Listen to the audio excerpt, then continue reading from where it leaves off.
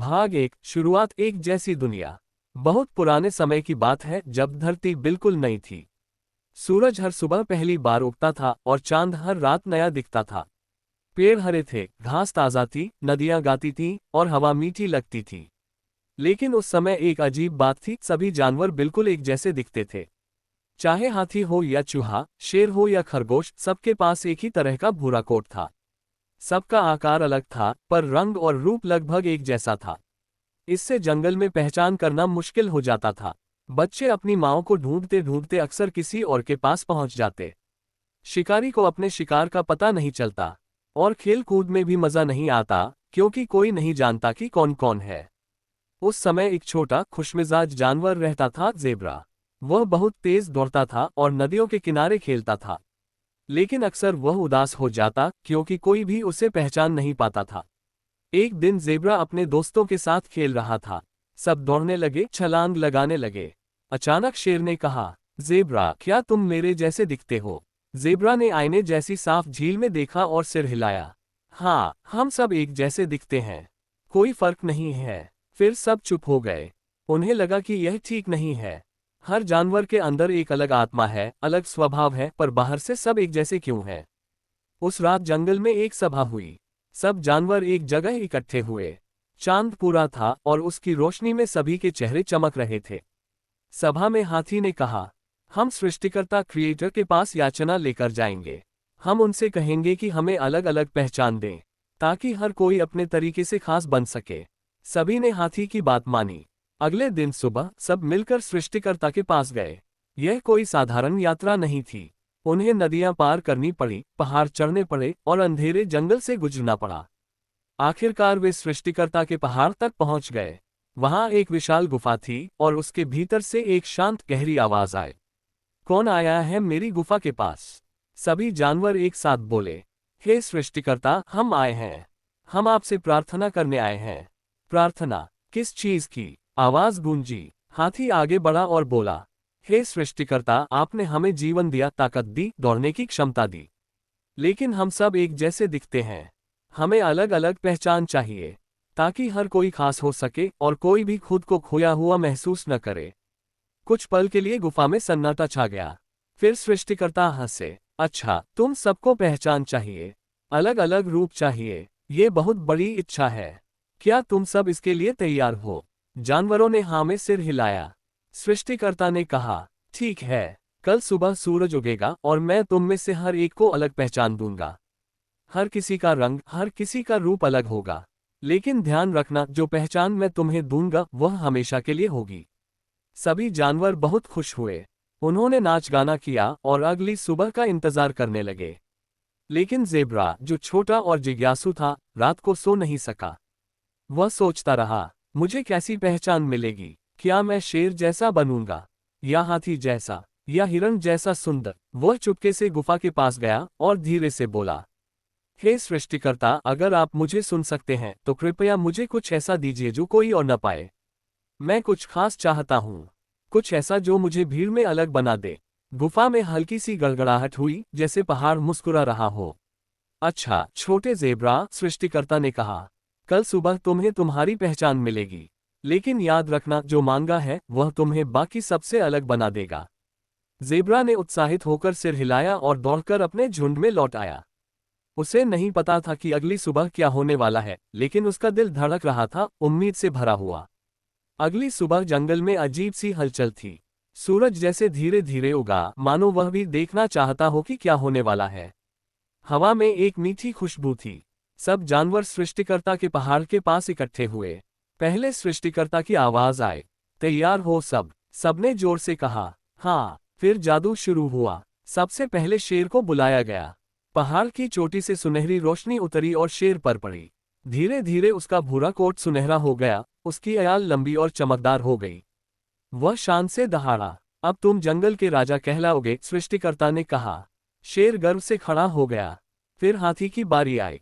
उसके कान बड़े और सुंदर हो गए, उसके दांत चमकने लगे। उसकी त्वचा सलिटी सी हो गई, लेकिन उसमें ताकत और गरिमा थी। तुम जंगल की बुद्धि बनोगे, आवाज आए। हाथी ने सिर झुकाकर धन्यवाद दिया। एक एक करके हर जानवर को उसकी पहचान दी गई। हिरण को सुंदर सींग मिले, मोर को रंगीन पंख, तोते को चमकीले रंग और तेंदुए को धब्बे। ज़ेब्रा का दिल धड़क रहा था। वह इंतजार कर रहा था कि कब उसकी बारी आएगी। आखिरकार सृष्टिकर्ता ने पुकारा, ज़ेब्रा आगे आओ। ज़ेब्रा धीरे धीरे आगे बढ़ा। उसके चारों तरफ सन्नाटा था। सब जानवर देख रहे थे कि छोटे ज़ेब्रा को क्या मिलने वाला है। गुफा से सफेद और काली रोशनी की धारियां निकलकर ज़ेब्रा पर पड़ी। पहले उसकी पीठ पर एक लंबी सफेद लकीर बनी, फिर एक काली, फिर दूसरी सफेद। धीरे धीरे उसका पूरा शरीर सफेद और काली धारियों से भर गया। सृष्टिकर्ता ने कहा, यह तुम्हारी पहचान है। तुम दिन और रात दोनों का प्रतीक हो। तुम्हारी धारियां दुनिया को याद दिलाएंगी कि रोशनी और अंधेरा दोनों जरूरी हैं। तुम खास हो, छोटे ज़ेब्रा। ज़ेब्रा ने अपने शरीर को देखा। वह चकित था। उसने नदी में अपनी परछाई देखी और खुशी से कूदने लगा। लेकिन बाकी जानवर कुछ फुसफुसाने लगे। ये क्या है? हिरण ने कहा। अजीब लगता है, बंदर बोला। काला सफेद, जैसे किसी ने मिट्टी पर पेंट कर दिया हो, भेड़िया हंसा। ज़ेब्रा की खुशी थोड़ी कम हो गई। उसने सोचा कि शायद बाकी जानवर उसकी नई पहचान को पसंद नहीं कर रहे। लेकिन सृष्टिकर्ता ने कहा, याद रखो, अलग होना आसान नहीं होता। जो अलग दिखता है उसका मजाक भी उड़ाया जा सकता है। लेकिन समय के साथ सब समझेंगे कि तुम्हारी धारियां भी उतनी ही सुंदर हैं जितना शेर का सुनहरा रंग। ज़ेब्रा चुप रहा। वह समझ नहीं पाया कि खुश हो या दुखी। अगले कुछ दिनों में सब जानवर अपनी नई पहचान का आनंद लेने लगे। मोर अपने पंख फैलाकर नाचता, शेर अपनी दहाड़ से जंगल गूंज जाता, तितलियां रंग बिरंगी उड़ती। ज़ेब्रा कोशिश करता कि वह भी खुश रहे, लेकिन जब वह झुंड में जाता तो बच्चे उसकी धारियों को छूकर हंसने लगते। कुछ जानवर कहते, तुम अजीब हो, काले सफेद क्यों हो? धीरे धीरे ज़ेब्रा ने सोचना शुरू किया कि क्या उसने गलती की थी। क्या उसे खास बनने की इच्छा नहीं करनी चाहिए थी? एक दिन उसने फैसला किया कि वह सृष्टिकर्ता से फिर बात करेगा। वह पहाड़ की तरफ अकेले निकल पड़ा। रास्ते में उसने देखा कि उसकी धारियां झाड़ियों में छिपने में मदद कर रही थीं। जब शेर दूर से आया तो वह आसानी से घास में मिल गया। ये तो अच्छा है, उसने सोचा। लेकिन फिर भी वह उलझन में था। गुफा के पास पहुंचकर उसने कहा, हे सृष्टिकर्ता, क्या मैं आपसे कुछ पूछ सकता हूँ? पूछो, छोटे ज़ेब्रा आवाज आए। सब मुझे अजीब कहते हैं। मुझे लगता है कि मैं उनसे अलग हूँ। कभी कभी अच्छा लगता है, पर कभी कभी अकेलापन महसूस होता है। क्या मैं बदल सकता हूँ? सृष्टिकर्ता ने हल्की हंसी हंसी। तुम्हारी धारियां बदलने के लिए नहीं दी गईं, बल्कि तुम्हें ये समझाने के लिए दी गईं कि अलग होना भी एक वरदान है। तुमने देखा कि तुम्हारी धारियां तुम्हें छिपने में मदद करती हैं। तुम्हारी पहचान तुम्हारी ताकत है। बस तुम्हें इसे स्वीकार करना होगा। ज़ेब्रा चुप रहा। उसे समझ आ रही थी कि शायद यही उसकी असली यात्रा है, अपनी पहचान को अपनाना। ज़ेब्रा गुफा से बाहर आया तो उसे लगा कि पहाड़ जैसे फुसफुसा रहे हों। तारानकन, अपनी धारियां अपनाओ। तारानकन। वह धीरे धीरे मैदान में उतरा। हवा में एक अजीब सी शांति थी। उसने निश्चय किया कि अब वह अपनी धारियों को छिपाएगा नहीं। वह घास में नहीं रुकेगा, बल्कि खुले मैदान में दौड़ेगा। अगले दिन सूरज निकला तो ज़ेब्रा सबसे पहले नदी के पास गया। उसने अपनी परछाई देखी और गहरी सांस ली। हाँ, यह मैं हूँ। यही मेरा रूप है। मैं इसे छिपाऊंगा नहीं। फिर उसने पूरी ताकत से दौड़ लगाई। उसकी धारियां धूप में चमकने लगीं। जब वह दौड़ता तो ऐसा लगता जैसे काली सफेद लहरें मैदान में बह रही हों। बंदर पेड़ से चिल्लाया, अरे देखो, ज़ेब्रा तो जैसे नाच रहा है। पहले सब हंसे, लेकिन फिर वे चुप हो गए, क्योंकि वे देख रहे थे कि ज़ेब्रा कितना सुंदर लग रहा है जब वह आत्मविश्वास से दौड़ रहा था। कुछ दिनों बाद जंगल में एक बड़ा संकट आया। नजदीकी मैदान में आग लग गई। धुआं पूरे जंगल में फैलने लगा। जानवर डर गए। उन्हें समझ नहीं आया कि कहाँ भागें। ज़ेब्रा ने देखा कि धुएं में सब जानवर घबरा रहे हैं, लेकिन उसे पता था कि मैदान के उस पार एक सुरक्षित नदी है। मेरे साथ आओ, वह चिल्लाया, लेकिन किसी ने सुना नहीं। धुआं इतना घना था कि जानवर एक दूसरे को पहचान नहीं पा रहे थे। तभी ज़ेब्रा को एक विचार आया। उसने अपनी धारियों का उपयोग किया। वह धुएं के बीच खड़ा हो गया ताकि बाकी जानवर उसकी काली सफेद चमकती हुई आकृति देख सकें। उसकी धारियां धुएं में जैसे चमक रही थीं। उसे देखो, हिरण चिल्लाया। हाँ, चलो उसके पीछे। हाथी गरजा। धीरे धीरे सारे जानवर ज़ेब्रा के पीछे हो लिए। वह दौड़ता गया और सबको सुरक्षित नदी तक ले आया। वहां सबने पानी पिया और आग से बच गए। जब खतरा टल गया तो शेर आगे बढ़ा और बोला, आज अगर हम जिंदा हैं तो सिर्फ तुम्हारी वजह से ज़ेब्रा। तुम्हारी धारियां हमें दिखाती रहीं कि किधर जाना है। बाकी सब जानवर भी बोले, हाँ तुम्हारी धारियां तो बहुत सुंदर हैं। हमने पहले कभी नहीं सोचा था कि वे इतनी काम की हो सकती हैं। ज़ेब्रा मुस्कुराया। अब पहली बार उसे अपनी धारियों पर गर्व हुआ। उस शाम जंगल में एक जश्न हुआ। मोर ने नाच किया, तोते ने गाना गाया और बंदरों ने ढोलक बजाए। सबने ज़ेब्रा की तारीफ की। लेकिन सबसे बड़ी बात यह हुई कि बाकी छोटे जानवर जो पहले अपनी पहचान को लेकर परेशान रहते थे, अब प्रेरित हो गए। खरगोश बोला, अगर ज़ेब्रा अपनी धारियों को अपनाकर सबकी मदद कर सकता है तो हमें भी अपने रूप से शर्मिंदा नहीं होना चाहिए। उस दिन से जंगल में एक नया नियम बन गया। तारांकन, हर पहचान की कद्र होगी, चाहे धब्बे हो, सींग हो, पंख हो या धारियां। तारांकन। ज़ेब्रा ने ये सुनकर राहत की सांस ली। लेकिन उसकी यात्रा यहीं खत्म नहीं हुई थी। कुछ समय बाद दूर से कुछ अजनबी जानवर जंगल में आए। वे इस जंगल के नियम नहीं जानते थे। उन्होंने ज़ेब्रा को देखा और उसका मजाक उड़ाने लगे। काले सफेद, ये कौन सा रंग है? ये तो अधूरा लगता है। ज़ेब्रा पहले उदास हुआ, लेकिन फिर उसने हिम्मत दिखाई। हाँ, मैं अलग हूँ। मेरी धारियाँ काली और सफ़ेद हैं, और यही मुझे खास बनाती हैं। मेरी धारियाँ मुझे ताकत देती हैं और वे इस जंगल को सुरक्षित रखने में मदद कर चुकी हैं। अजनबी जानवर हैरान रह गए। तुम अपनी अलग पहचान पर गर्व करते हो? उन्होंने पूछा। हाँ, ज़ेब्रा ने कहा, क्योंकि यही मेरी कहानी है। धीरे धीरे अजनबी जानवर भी समझ गए। उन्होंने भी अपनी अलग पहचान को अपनाया। उस दिन से ज़ेब्रा सिर्फ जंगल का एक जानवर नहीं रहा, वह तारांकन पहचान का प्रतीक तारांकन बन गया। जब भी कोई छोटा जानवर दुखी होता कि वह दूसरों जैसा क्यों नहीं दिखता, तो उसके माँ बाप कहते, ज़ेब्रा को देखो, उसने अपनी धारियों को अपनाया और सबका हीरो बन गया। ज़ेब्रा अक्सर बच्चों के साथ खेलता और उन्हें कहानियां सुनाता। वह कहता, हम सब अलग हैं और यही हमारी असली ताकत है। अगर सब एक जैसे हों तो दुनिया कितनी उबाऊ हो जाएगी। वह धीरे धीरे मैदान में उतरा। हवा में एक अजीब सी शांति थी। उसने निश्चय किया कि अब वह अपनी धारियों को छिपाएगा नहीं। वह घास में नहीं रुकेगा, बल्कि खुले मैदान में दौड़ेगा। अगले दिन सूरज निकला तो ज़ेब्रा सबसे पहले नदी के पास गया। उसने अपनी परछाई देखी और गहरी सांस ली। हाँ, यह मैं हूँ। यही मेरा रूप है। मैं इससे छिपाऊंगा नहीं। फिर उसने पूरी ताकत से दौड़ लगाई।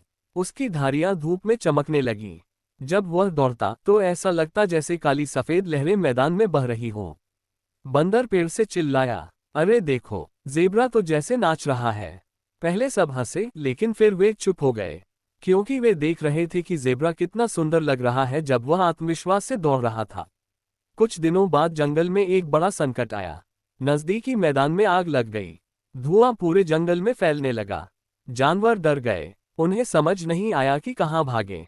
ज़ेब्रा ने देखा कि धुएं में सब जानवर घबरा रहे हैं, लेकिन उसे पता था कि मैदान के उस पार एक सुरक्षित नदी है। मेरे साथ आओ, वह चिल्लाया, लेकिन किसी ने सुना नहीं। धुआं इतना घना था कि जानवर एक दूसरे को पहचान नहीं पा रहे थे। तभी ज़ेब्रा को एक विचार आया। उसने अपनी धारियों का उपयोग किया। वह धुएं के बीच खड़ा हो गया ताकि बाकी जानवर उसकी काली सफेद चमकती हुई आकृति देख सकें। उसकी धारियां धुएं में जैसे चमक रही थीं। उसे देखो, हिरन चिल्लाया। हाँ, चलो उसके पीछे। हाथी गरजा। धीरे धीरे सारे जानवर ज़ेब्रा के पीछे हो लिए। वह दौड़ता गया और सबको सुरक्षित नदी तक ले आया। वहां सबने पानी पिया और आग से बच गए। जब खतरा टल गया तो शेर आगे बढ़ा और बोला, आज अगर हम जिंदा हैं तो सिर्फ तुम्हारी वजह से ज़ेब्रा। तुम्हारी धारियां हमें दिखाती रहीं कि किधर जाना है। बाकी सब जानवर भी बोले, हाँ तुम्हारी धारियां तो बहुत सुंदर हैं। हमने पहले कभी नहीं सोचा था कि वे इतनी काम की हो सकती हैं। ज़ेब्रा मुस्कुराया। अब पहली बार उसे अपनी धारियों पर गर्व हुआ। उस शाम जंगल में एक जश्न हुआ। मोर ने नाच किया, तोते ने गाना गाया और बंदरों ने ढोलक बजाए। सबने ज़ेब्रा की तारीफ की। लेकिन सबसे बड़ी बात यह हुई कि बाकी छोटे जानवर जो पहले अपनी पहचान को लेकर परेशान रहते थे, अब प्रेरित हो गए। खरगोश बोला, अगर ज़ेब्रा अपनी धारियों को अपनाकर सबकी मदद कर सकता है तो हमें भी अपने रूप से शर्मिंदा नहीं होना चाहिए। उस दिन से जंगल में एक नया नियम बन गया। तारांकन, हर पहचान की कद्र होगी, चाहे धब्बे हो, सींग हो, पंख हो या धारियां। तारांकन। ज़ेब्रा ने ये सुनकर राहत की सांस ली। लेकिन उसकी यात्रा यहीं खत्म नहीं हुई थी। कुछ समय बाद दूर से कुछ अजनबी जानवर जंगल में आए। वे इस जंगल के नियम नहीं जानते थे। उन्होंने ज़ेब्रा को देखा और उसका मजाक उड़ाने लगे। काले सफ़ेद, ये कौन सा रंग है? ये तो अधूरा लगता है। ज़ेब्रा पहले उदास हुआ, लेकिन फिर उसने हिम्मत दिखाई। हाँ, मैं अलग हूँ। मेरी धारियाँ काली और सफ़ेद हैं, और यही मुझे खास बनाती हैं। मेरी धारियाँ मुझे ताकत देती हैं और वे इस जंगल को सुरक्षित रखने में मदद कर चुकी हैं। अजनबी जानवर हैरान रह गए। तुम अपनी अलग पहचान पर गर्व करते हो? उन्होंने पूछा। हाँ, ज़ेब्रा ने कहा, क्योंकि यही मेरी कहानी है। धीरे धीरे अजनबी जानवर भी समझ गए। उन्होंने भी अपनी अलग पहचान को अपनाया। उस दिन से ज़ेब्रा सिर्फ जंगल का एक जानवर नहीं रहा, वह तारांकन पहचान का प्रतीक तारांकन बन गया। जब भी कोई छोटा जानवर दुखी होता कि वह दूसरों जैसा क्यों नहीं दिखता, तो उसके माँ बाप कहते, ज़ेब्रा को देखो, उसने अपनी धारियों को अपनाया और सबका हीरो बन गया। ज़ेब्रा अक्सर बच्चों के साथ खेलता और उन्हें कहानियां सुनाता। वह कहता, हम सब अलग हैं और यही हमारी असली ताकत है।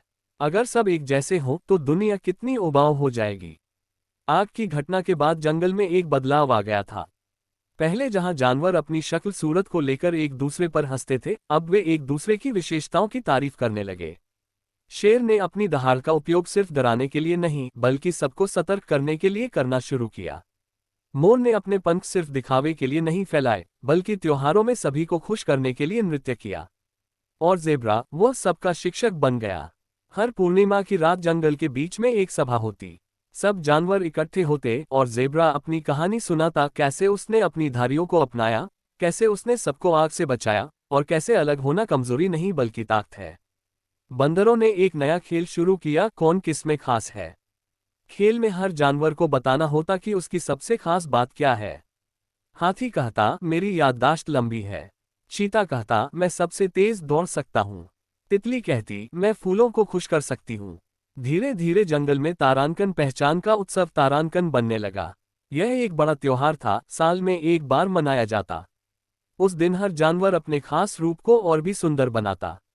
मोर अपने पंख साफ करता, शेर अपनी अयाल चमकाता और ज़ेब्रा मिट्टी में लौटकर अपनी धारियों को और चमकदार बनाता। लेकिन एक साल उत्सव से ठीक पहले एक नई चुनौती आई। जंगल में बारिश बहुत ज्यादा हुई और बाढ़ आ गई। नदियां उफनने लगीं। जानवर डर गए कि उनका उत्सव रद्द हो जाएगा। ज़ेब्रा ने सभा बुलाई, क्या हम बाढ़ से डरकर अपना त्योहार छोड़ दें, या इसे मनाने का नया तरीका खोजें? सब चुप थे। तब ज़ेब्रा ने कहा, हमारा त्योहार सिर्फ नाच गाने का नाम नहीं, ये हमारी पहचान का जश्न है। अगर बाढ़ आई है तो हम पानी में अपनी पहचान मनाएंगे। अगले दिन एक अद्भुत दृश्य देखने को मिला। नदी के किनारे सब जानवर खड़े थे। उन्होंने पानी में अपनी परछाइयां देखी और खुशी से चिल्लाए, देखो, हम कितने अलग हैं। मछलियां ऊपर आईं और नाचने लगीं। मेंढक गाने लगे। हाथी ने अपनी सूंड से पानी में छपाक छपाक की। और ज़ेब्रा, वह पानी में उतर गया। उसकी धारियां पानी में और भी चमक रही थीं। बच्चों ने उसे देखकर ताली बजाए। तुम्हारी धारियां नदी में जादू जैसी लग रही हैं। हिरण ने कहा। हाँ, बंदर बोला, ऐसा लगता है जैसे दिन और रात दोनों नाच रहे हों। उस दिन सबने सीखा कि त्योहार किसी जगह या मौसम का मोहताज नहीं। पहचान का जश्न किसी भी परिस्थिति में मनाया जा सकता है। धीरे धीरे दूर दूर के जानवर भी इस जंगल में आने लगे। वे कहते, हमें भी अपनी पहचान मनानी है। हमें भी यह सीखनी है कि अलग होना कैसे अच्छा है। ज़ेब्रा अब सिर्फ जंगल का ही नहीं, बल्कि पूरे इलाके का शिक्षक बन गया। वह सबको समझाता, हम सबके पास अपनी कहानी है। चाहे धारी हो, धब्बे हो, पंख हो या सींग, हर चीज का मतलब है। अगर हम इसे समझ लें तो हमें कभी अकेलापन महसूस नहीं होगा। लेकिन इस बदलाव से सब खुश नहीं थे। कुछ जानवर ऐसे भी थे जो सोचते थे कि सबको एक जैसा होना चाहिए। बहुत ज्यादा अलग अलग पहचान से झगड़े बढ़ सकते हैं, वे कहते। अगर सब अलग हैं तो कोई भी दूसरों को नहीं मानेगा। ये सुनकर ज़ेब्रा थोड़ा चिंतित हुआ। उसने सोचा कि यह भी सही है, पहचान का जश्न मनाने के साथ साथ सबको एक दूसरे का सम्मान करना भी सीखना चाहिए। अगली सभा में उसने कहा, पहचान हमें खास बनाती है, लेकिन हमें यह नहीं भूलना चाहिए कि हम सब एक ही जंगल के हिस्से हैं। हमारी अलग पहचान हमें बांटने के लिए नहीं, बल्कि जोड़ने के लिए है। सबने तालियां बजाईं। हाथी ने कहा, बिल्कुल सही, हमारी अलग अलग पहचान हमें और मजबूत बनाती है। जैसे जंगल में कई तरह के पेड़ होते हैं, नीम, पीपल, आम, तभी यह सुंदर लगता है। इस सभा के बाद जंगल में एक और नया नियम बना। तारांकन, अंतर का सम्मान करो लेकिन एकता मत भूलो। तारांकन, अब पहचान का उत्सव सिर्फ रंगों और पंखों का जश्न नहीं रहा, बल्कि एकता का भी प्रतीक बन गया। ज़ेब्रा को देखकर छोटे जानवर सीखते रहे, और वह खुद भी रोज कुछ नया सीखता रहा, धैर्य, स्वीकार्यता और यह कि अलग होना और एक होना दोनों जरूरी हैं। समय बीतता गया, जंगल में कई ऋतुएं आई और चली गईं, लेकिन ज़ेब्रा की कहानी हर साल सुनाई जाती। नए बच्चे जब पैदा होते तो उनके माता पिता उन्हें बताते। एक समय था जब सब एक जैसे थे, पर एक छोटे ज़ेब्रा ने हिम्मत दिखाई। उसने अपनी धारियों को अपनाया और हमें सिखाया कि अलग होना भी सुंदर है। धीरे धीरे ये कहानी सिर्फ एक कहानी नहीं रही, यह एक परंपरा बन गई। हर साल पहचान का उत्सव मनाया जाता। बच्चे अपने शरीर पर रंगीन धारियां बनाते जैसे ज़ेब्रा की होती हैं। वे नाचते, गाते और कहते, हम सब अलग हैं और यही हमारी ताकत है।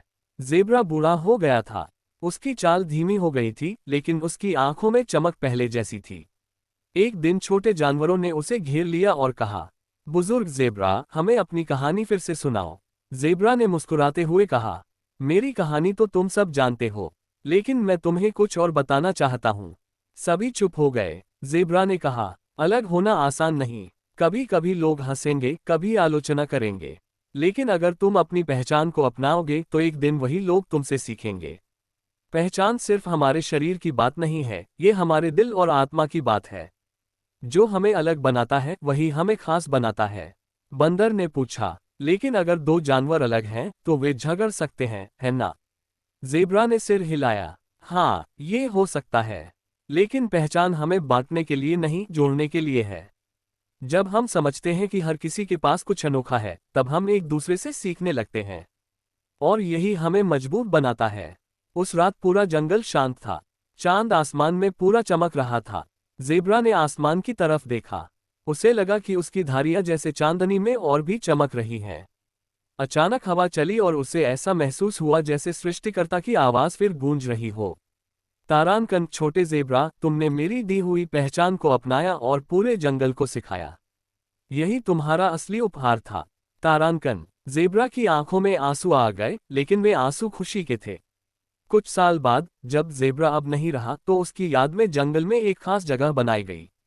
वहां काले और सफेद पत्थरों से एक रास्ता बनाया गया जो मैदान के बीच से गुजरता था। इस रास्ते को सब कहते थे, तारांकन, तारांकन, धारियों का रास्ता, द पाथ ऑफ स्ट्राइप्स, तारांकन। हर साल पहचान का उत्सव वहीं मनाया जाता। छोटे बड़े सब जानवर उस रास्ते पर चलते, अपनी कहानियां बताते और एक दूसरे को याद दिलाते कि हर किसी की पहचान की इज्जत करनी चाहिए। अब जब कोई बच्चा उदास होता कि वह दूसरों जैसा क्यों नहीं है, तो बुजुर्ग कहते, तुम ज़ेब्रा की तरह हो, तुम खास हो, तुम्हारे अंदर कुछ ऐसा है जो सिर्फ तुम्हारा है। और बच्चे मुस्कुराकर कहते, हाँ, मैं भी अपनी धारियों पर गर्व करूंगा। इस तरह ज़ेब्रा की कहानी एक पीढ़ी से दूसरी पीढ़ी तक पहुंचती रही। जंगल में अब कोई भी अपनी पहचान छिपाता नहीं। हर जानवर, हर पक्षी, हर कीट, सब अपनी अपनी पहचान के साथ गर्व से जीते हैं। कहानी यही समाप्त नहीं होती। ये हर उस जगह शुरू होती है जहां कोई अपने अलग होने से डरता है। और जब भी कोई साहस करके अपनी पहचान अपनाता है, तो जंगल की गुफा में कहीं न कहीं सृष्टिकर्ता की आवाज गूंजती है।